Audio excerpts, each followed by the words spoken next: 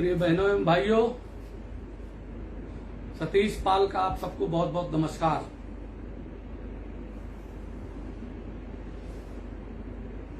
आज जो मैंने बोलने के लिए विषय रखा, उमेश पाल हत्याकांड पर बोलेंगे, और दूसरा जो उत्तर प्रदेश में नगर निकाय के चुनाव हो रहे हैं, माने नगर निगम, नगर पालिका परिषद और नगर पंचायत माने टाउन एरिया, इसके चेयरमैन, नगर निगम के माने मेयर, नगर पालिका परिषद का अध्यक्ष, नगर पंचायत का अध्यक्ष या चेयरमैन, इसके बाद फिर वार्ड के सभासद, इन सब का चुनाव हो रहा है।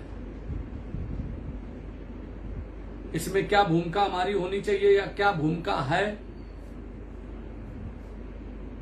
इस पर थोड़ा बहुत बोलना है, बात करनी है, क्योंकि हम एक पार्टी से जुड़े हुए हैं, भारतीय जनता पार्टी से। तो किसी को जब राजनीति करनी होती है तो कोई न कोई दल पकड़ता है, और ऐसा दल पकड़ता है जिस दल में वो अपने समाज का, अपने वर्ग का हित देखता है। एक मैं बहुत बड़ी बात आपसे कह रहा हूं, और उसका उदाहरण है, हमने जब राजनीति शुरू करी तो सन 82 में प्रधान हुआ, 83 में ब्लॉक प्रमुख का चुनाव लड़ा, निर्दलीय कांग्रेस के खिलाफ, और दूसरा कैंडिडेट मैं ही था। लेकिन वहां एक विधायक हुआ करते थे देरापुर में, जिनका नाम था भगवान दिन कुशवाहा, और वो लोक दल से विधायक होते थे। उनके कैंडिडेट का पर्चा खारिज हो गया था, मगर उन्होंने हमको नहीं सपोर्ट किया था, कहा वोटें नहीं डालेंगे, क्योंकि उन्होंने सोचा, मैं उधर से ठाकुर लड़ रहा था कांग्रेस से, इधर से सतीश पाल लड़ रहे थे, कि लोग नाराज हो जाएंगे। वो नहीं चाहते थे कि ये बैकवर्ड क्लास का लड़का ब्लॉक प्रमुख बने और आगे चल करके काफी राजनीति में तरक्की करे। ये सब होता है, चलता है। आज जिस विषय पर बात करनी है वो बात करना चाहता हूं। 85 में, 84, 85 में मैं कांग्रेस में चला गया और बहुत ऊंचाई पे गया, दुनिया के तमाम देश देखे, मंडी परिषद बोर्ड का मेंबर रहा, 20 सूत्री कमेटी उसका रहा। चौधरी नरेंद्र सिंह मेरे गुरु थे, कुर्मी बिरादरी के, उन्होंने मेरी काफी मदद की, हमने उनकी की। यह दोनों चारों तरफ चलता है, राजनीति में सब कुछ चलता है, गिव एंड टेक पॉलिसी चलती है, समझदारी चलती है।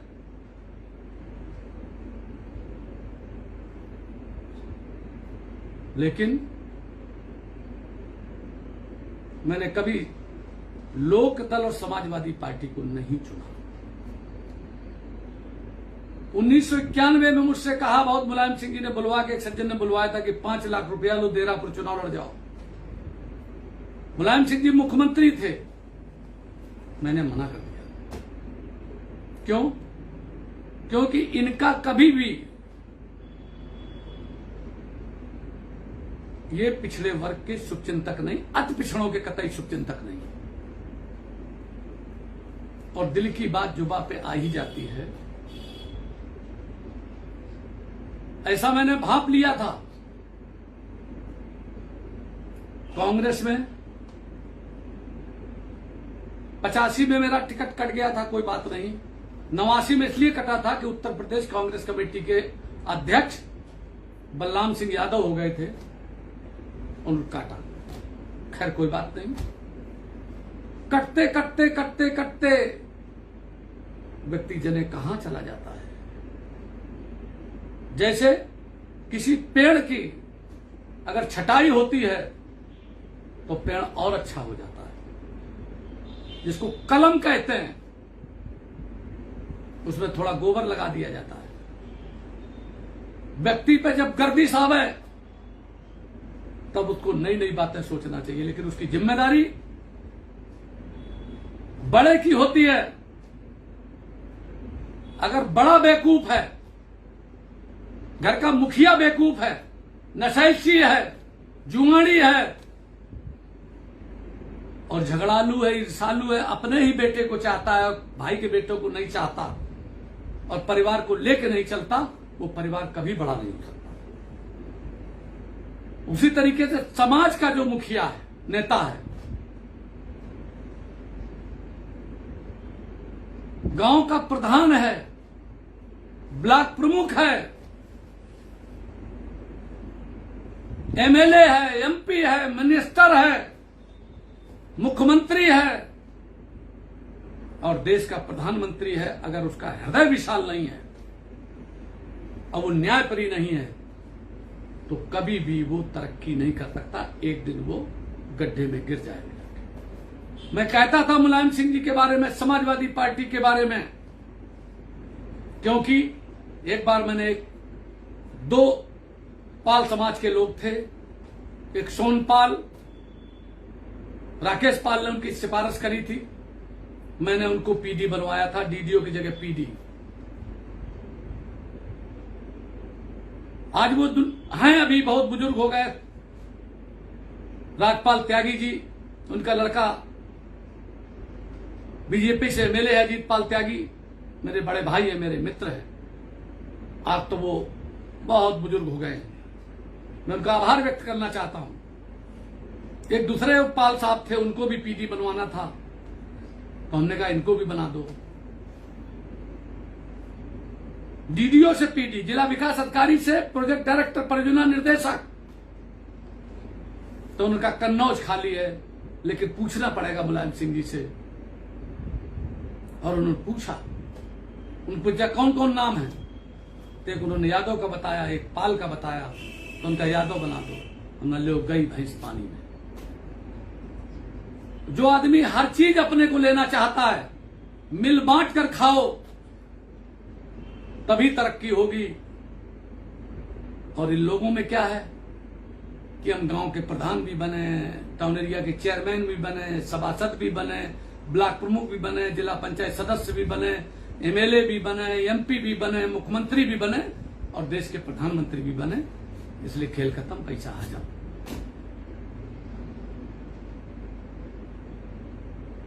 मैंने कहा था उमेश पाल हत्याकांड पर बोलूंगा, उसी लाइन पर आ रहा हूं। मैं आपको अतीत में ले जाना चाहता हूं कि सन 2005 में जब राजू पाल चुनाव जीतते हैं, 2004 में अतीक अहमद सांसद हो जाता है, उसके बाद उसकी सीट खाली हो जाती है। क्या आपको जानना चाहिए,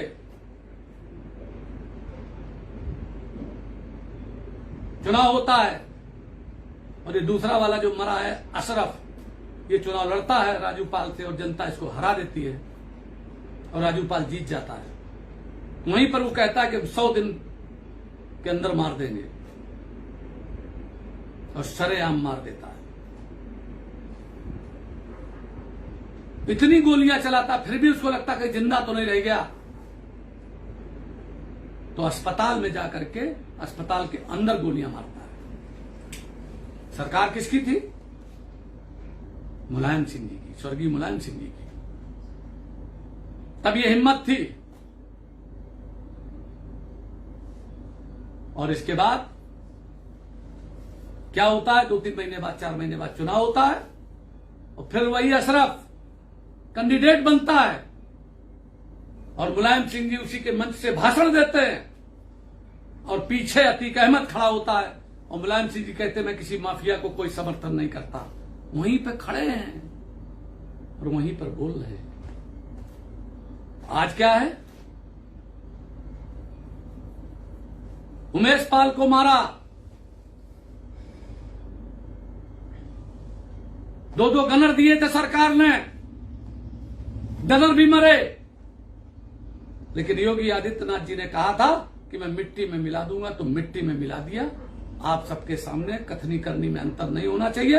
कर्म जुबान से जो छत्री होता है वो अपना करके दिखाता है, और उससे पूरे देश का, समाज का भला हुआ है। क्योंकि इस तरीके से मारना, कानून को हाथ में लेना, और जिस तरीके से अतीक और अशरफ भी मरे, उन 3 लड़कों ने आकर के उसको पुलिस की अभिरक्षा में मार दिया। मैं तो कहता हूं कि नहीं मारना चाहिए था। पूछो क्यों? आपको बताता हूं दोस्तों। अरे उसको फांसी होती, बोरे पे लेटता था, हथकड़ियां लगी थी दोनों भाइयों के, और घूम रहे थे। गोली लगी, मर गए दोनों, चले गए।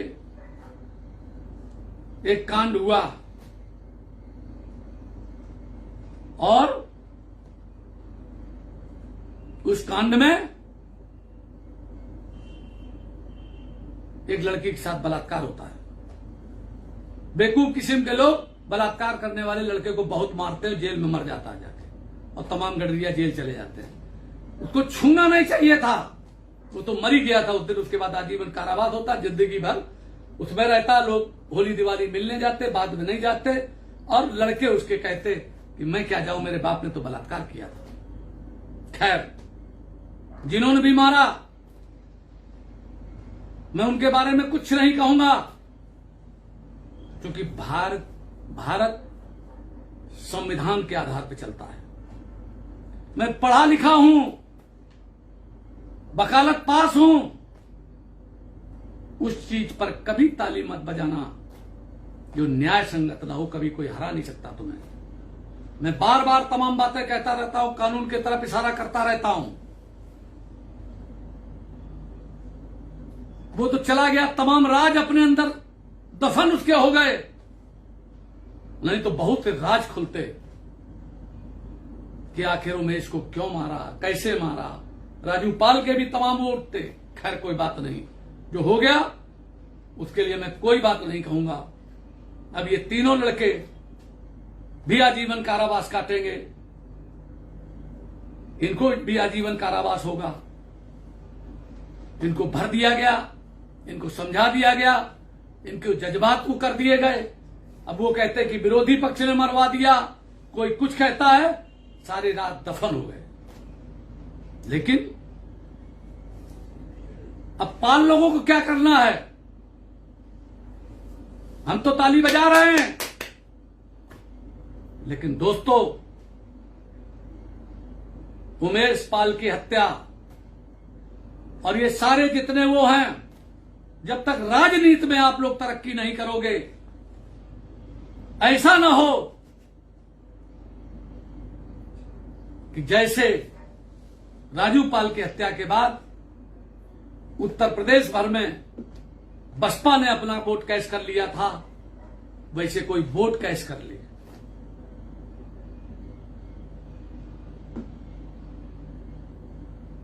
मैं बहुत दूर की बात आपको बता रहा हूं,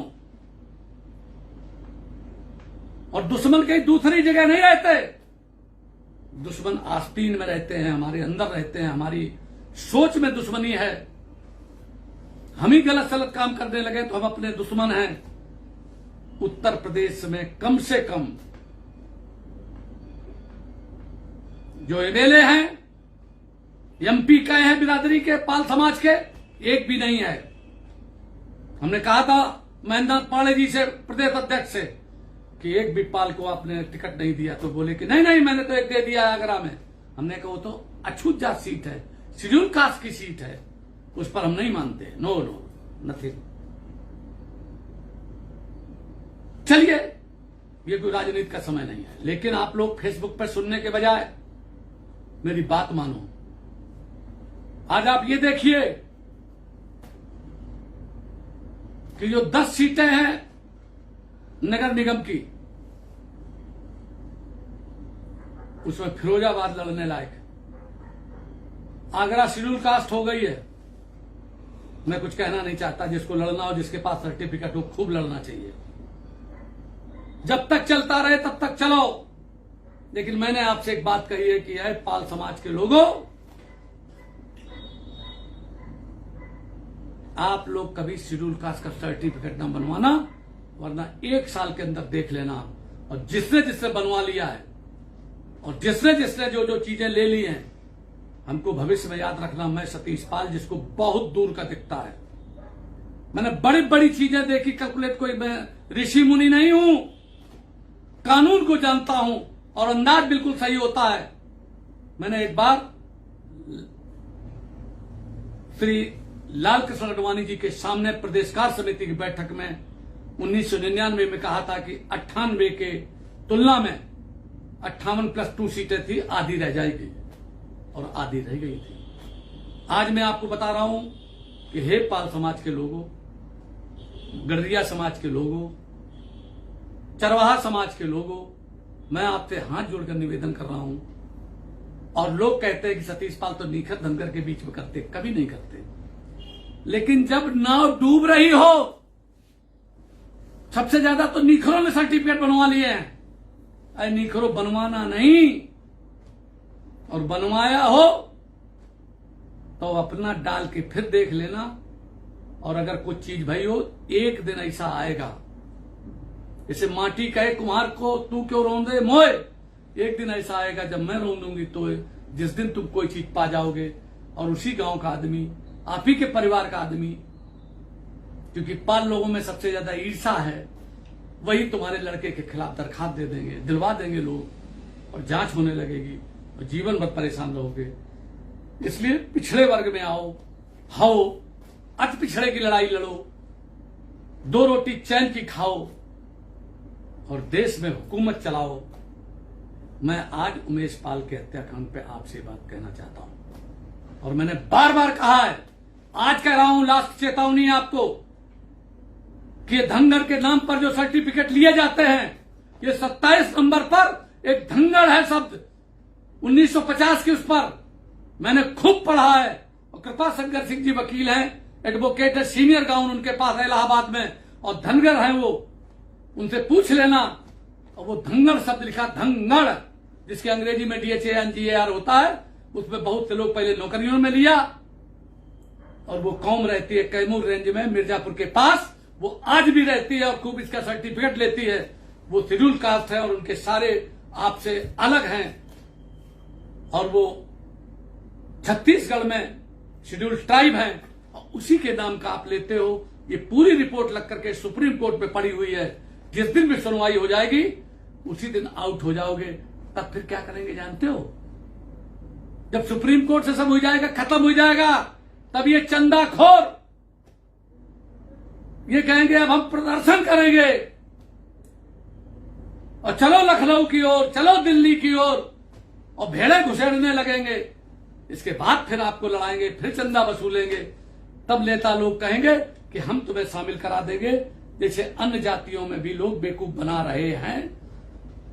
17 जातियों को मुलायम सिंह जी बेवकूफ बना करके गए, और मुलायम सिंह जी ने ही, रामगोपाल जी ने, मैं बैठा था फिरोजाबाद में, टुंडला में, तब उन्होंने कलेक्टर से कहा था कि मैं आदेशित करता हूं कि आप बनाइए सर्टिफिकेट, और उन्होंने बनवा दिए। उससे बहुत कहा था, कलेक्टर ने मना किया था। मुझसे ओम प्रकाश चक जो इंस्पेक्टर रहे, उनके यहां बैठे थे, कई लोग बैठे थे, बड़े बड़े लोग बैठे थे, अधिकारी भी बैठे थे। सबने कहा कि कभी नहीं हो सकता। क्यों दोस्तों इन लोगों के नेताओं के चक्कर में पड़े हो? नेता अगर इस देश का ठीक हो जाए, अगर आपकी बिरादरी का नेता कोई ठीक होता तो बहुत तरक्की करते, भी तरक्की कर रहे हैं लोग। मैं भी चाहता हूं कि आप लोग सिर्फ मुझे फेसबुक पर मत सुने, आप लोग काम भी करें, और मैं आपको काम बताऊंगा। लेकिन जहां कहीं भी आपके लोग लड़ रहे हो, भारतीय जनता पार्टी का मैं आभार, योगी आदित्यनाथ जी का आभार व्यक्त करना चाहता हूं कि उन्होंने ये काम किया, इस सरकार ने किया। अगर मुलायम सिंह की सरकार होती तो कभी नहीं हो सकता था। और मायावती की सरकार में भी था, जब पूजा पाल थी तो उसकी मदद करने जाते थे कर्मवीर DGP के यहां, तो ये जो नसीमुद्दीन है, ये अतीक की मदद किया करते थे। लेकिन आज किसी की हैसियत नहीं कि उसकी मदद कर दे। और मैं एक और बात करना चाहता हूं कि उत्तर प्रदेश भर में जहां पाल समाज के लोगों को सताया जा रहा हो, वो सब सतीश पाल को फोन करें। अगर तुम्हारी जमीन पे कोई कब्जा करे हो तो मुझे फोन करो। अगर तुम्हें सताया कहीं जा रहा हो तो मुझे फोन करो। मैं पूरे प्रदेश में तुम्हारी लड़ाई लड़ूंगा और नगर पंचायत के चुनाव में भी देखो, जहां भी होगा वहां मैं बात करूंगा और वोट देने की अपील जब करूंगा तब आप करना। यही बात कहते हुए अपनी वाणी को विराम देता हूं और आगे मैं चाहता हूं कि पाल समाज का झंडा ऊंचा हो। और एक ही बात मैं कहना चाहता हूं कि जो पालों से टकराएगा वो मिट्टी में मिल जाएगा। यही बात कहते अपनी वाणी को विराम देता हूं। जय हिंद, जय भारत, जय पाल समाज।